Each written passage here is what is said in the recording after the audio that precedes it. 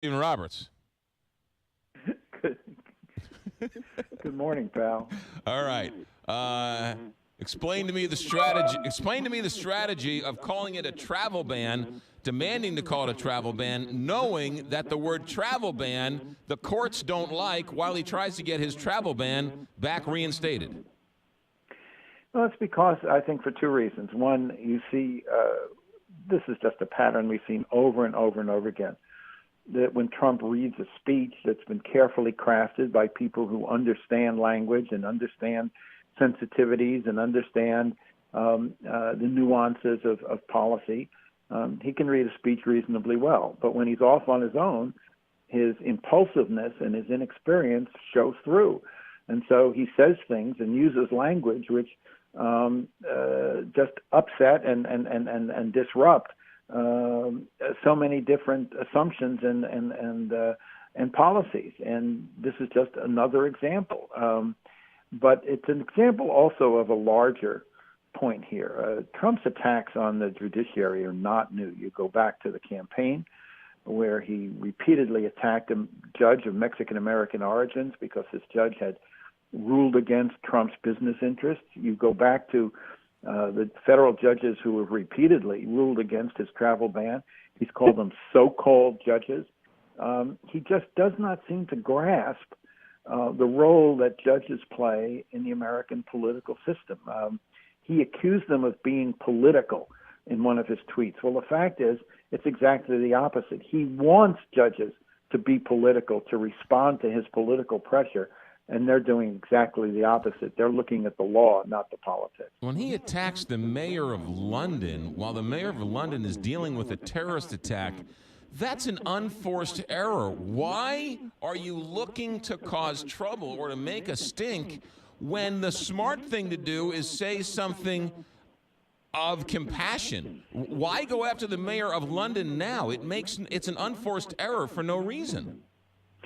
Well, but there's a long-standing feud between Trump and the mayor of London, Sadiq Khan, who is not only a Muslim and the first Muslim mayor of London. He's the first Muslim mayor of any major city around the world outside of the Muslim world. And there's been bad blood between them for a long time. Khan has gone out of his way to attack Trump's views as being anti-Muslim, and Trump clearly has Khan just finds Khan very irritating. But you're certainly right, and the fact that Khan is a Muslim, is that totally incidental to Trump's animosity? I think there's no way to say that that's true. The fact is that Trump has had this in for Khan for a long time, and you're right. I mean, it just disrupts the whole attitude, the whole profile of the United States. And again, it goes back to the point I made earlier. If he's reading a statement that his advisors write for him, where he expresses condolences and expresses sympathy, expresses support for the May government, he does okay. But when he's on his own, just him and his phone, he's unleashed and says things that can stamp on his own message. What are your early thoughts on this Comey testimony on Thursday? Do you think this is going to be as explosive as everybody thinks it's going to be? No. I do think that he's likely to repeat things that have been leaked by Comey himself or Comey associates. I think he's likely to repeat the story that Trump tried to urge him to drop the investigation into Michael Flynn, Trump's former national security advisor. Some people have said this amounts to obstruction of justice. I haven't seen anything that rises to that level of culpability. But I think Comey want to defend himself. He's going to want to defend his reputation. He certainly has an incentive to go after Trump since Trump fired him. He also has an incentive to defend the integrity and the independence of the FBI. On the other hand, it's very clear that Comey is going to be restrained by the fact that there are ongoing legal investigations headed by a special counsel, Robert Mueller.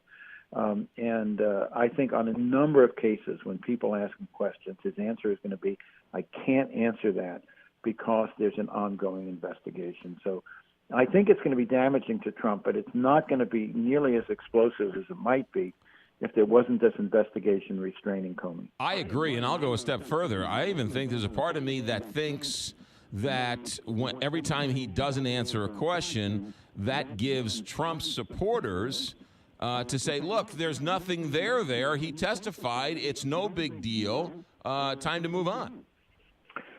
I think there will be plenty of people who will say that. I think Trump will seize on that. And look, over the weekend, Mark Warner, the senator from Virginia, the Democrat, is the ranking Democrat on the Intelligence Committee, said on TV, so far I've seen no smoking gun. He said there's a lot of smoke, but no smoking gun.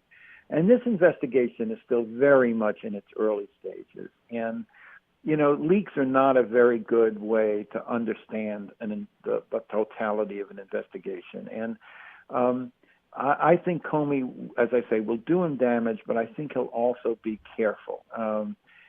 He doesn't want to be accused of undermining this investigation.